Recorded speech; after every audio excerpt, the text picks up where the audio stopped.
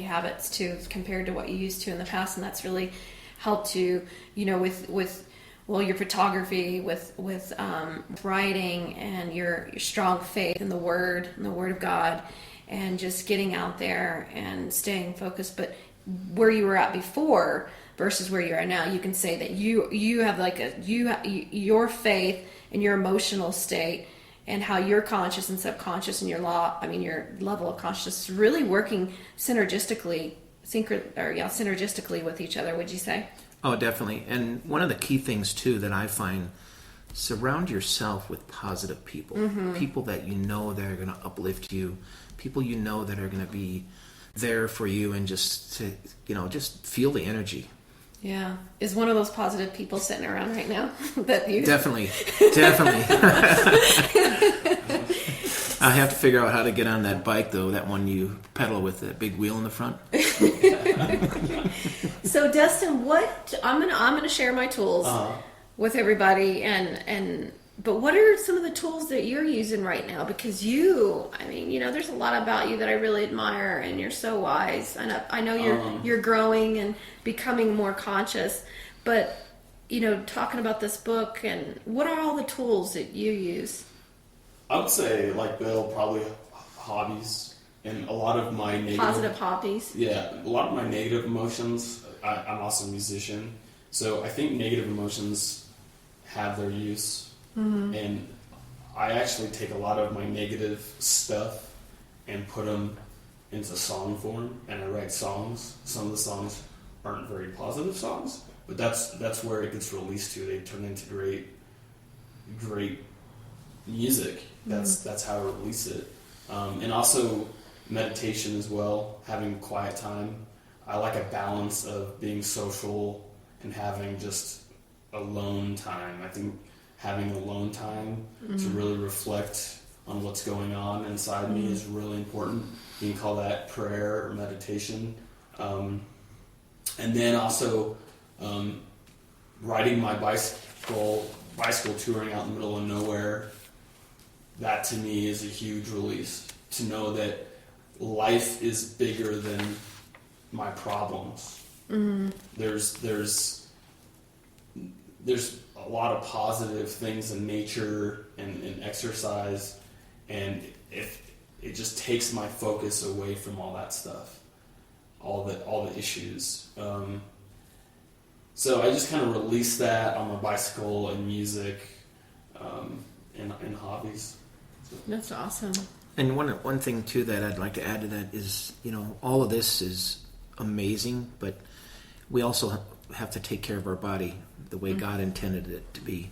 I mean, we all seem to have that moments in time where we used to junctify our body and just put all this stuff in our body that's really not good for us. Which can affect our level of consciousness. Definitely. And where we're operating from. So if you're fueling your body with, unhealthy things, you're not going to operate from that high level of a consciousness. True. Everything we do, not only the thoughts that we think, affect whether we are conscious or unconscious, or like it says, whatever we are awake to, the more we are awake to things. And of course, what we put in our body, and I'm getting so, I love this word, maniacally obsessed with the brain, and what really, because I really believe, and I've read so much, that we can change our brain, and which really, has a lot of control over our mind and our focus.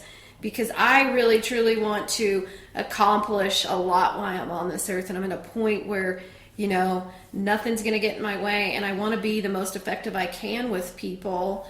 And I'm really big on this thing, connecting with people lately.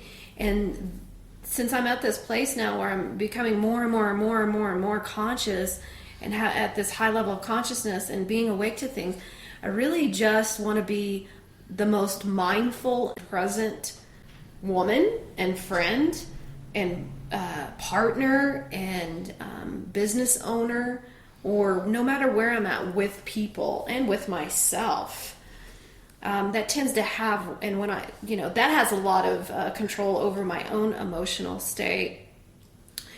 So one of the things, going to the tools of, operating at a higher level of consciousness, is one of the things that you can really, really do is just start with this. Make a decision that you want to be a conscious being. Where are you operating? What level of consciousness are you operating from? Are you operating from a place of frustration, or are you operating from a place of peace? Are you operating from a place of stress and anxiety, or are you operating from a place of trust and faith? Are you operating from a place of tiredness and unhealthiness, or are you operating from a place of, good health, vitality, energy, focus, feeling good in your body, feeling energized when you wake up? So the first thing is just, number one is just, start right now, take that one step right now and ask yourself, where are you at? Look up this word consciousness. Where and how are you applying this to your life? Are you walking through your day and your life right now as a conscious being in all those areas? Are you operating from a place of lack and scarcity, that there's not enough? Or are you operating from a place of abundance? You have a choice where you can operate. You just have to first be awake to where you're operating from at this current time and moment, and don't be hard on yourself. Don't judge yourself. If you're operating from a place of anger and irritation or a place of judgment, don't judge yourself because you're judging. Just acknowledge that you are and accept it, and then move on and replace that with the opposite of a place of acceptance instead of a place of judgment.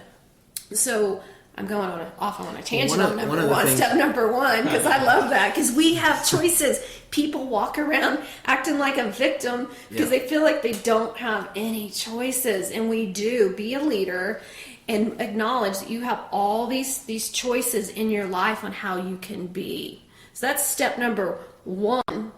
Before we start getting into the tool, is you got to acknowledge where you're at before you can even go to a better and higher place. And don't be ashamed wherever you're at right now. I mean, if you're just walking around asleep and angry and frustrated and mad and have a sense of entitlement, and you feel like the world owes you, okay, acknowledge that. But I highly encourage you, you might want to change that.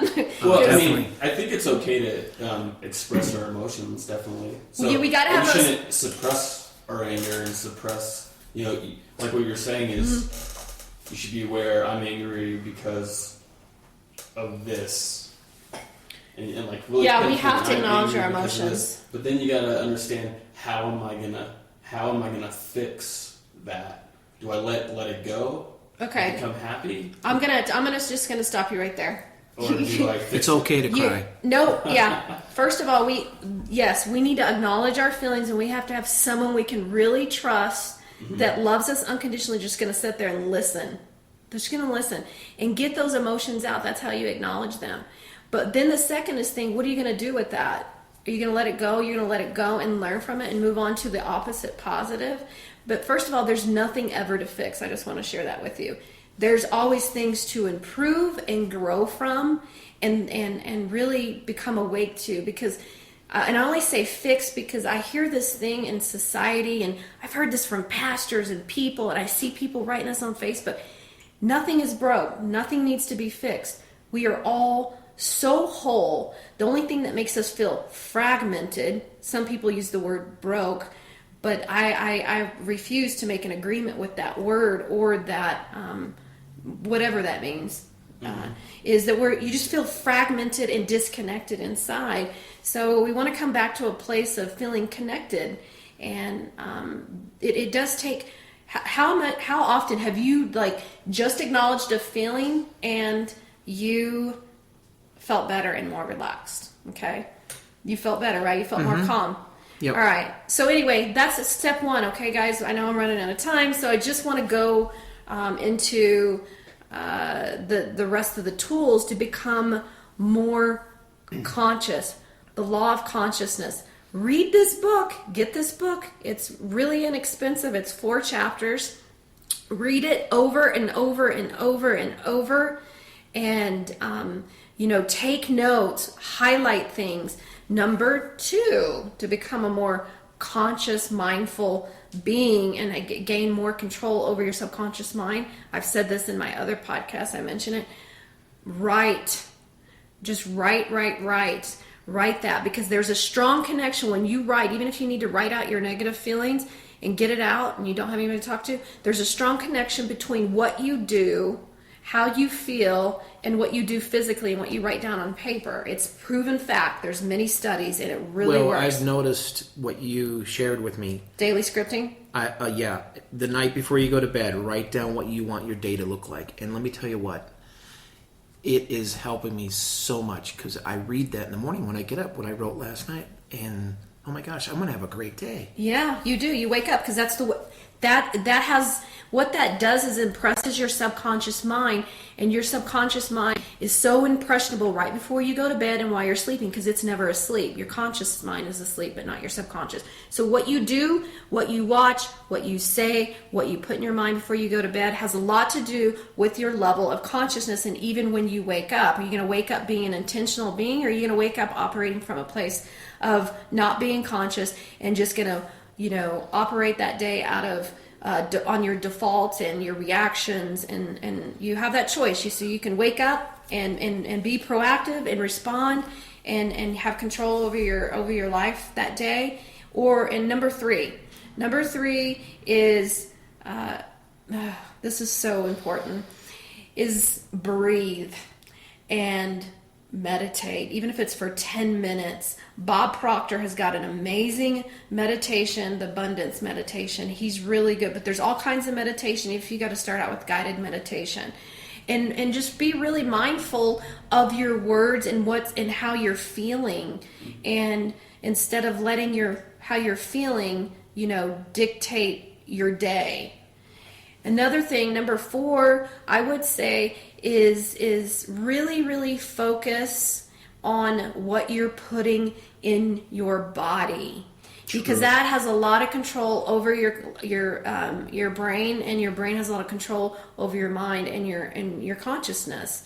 And I know it doesn't talk about that in this book, but from what I'm learning and what I find to really be true, it is important for us to take care of our body, because however our body's feeling, it's going to dictate our emotional state. If you're feeling tired and unhealthy, it's going to affect your emotional state and how you feel about yourself. So why not start making healthier choices? Get up, exercise, listen to music. Listen to music that has a lot of, makes you feel good, And the one thing about this book is that he really, I don't know if I went over what I had highlighted in there. I mean, I did talk about the feelings and the emotions, but your emotional state, when you wake up, just really ask yourself, where is your emotional state for that day? And then go from there. If you're not feeling good, read something positive, listen to a really good song. I mean, I have a long list of things you can do, but I really want to keep this simple for people at the beginning. And I would like to do another podcast on going a little bit deeper on being more mindful and conscious. So with that being said, I had fun doing this today with you too. That's amazing. And I'm looking forward. This is the podcast number 3, so I'm really excited about learning and growing. I'm getting a lot more comfortable, and this is so much fun sharing teachings. I just want to say thank you, Bill. I'm You're looking welcome. forward to doing more podcasts with you, and thank you to my co-host for I'm learning so much from him about this. And get this book, Feeling is the Secret. Definitely is a great book. By Neville Goddard.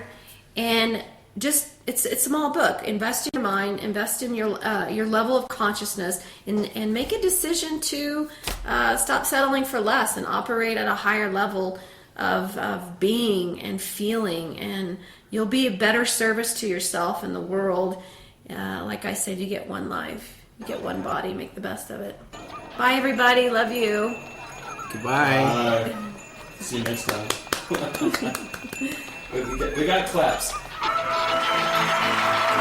Yeah. Let's go out and shine the world today.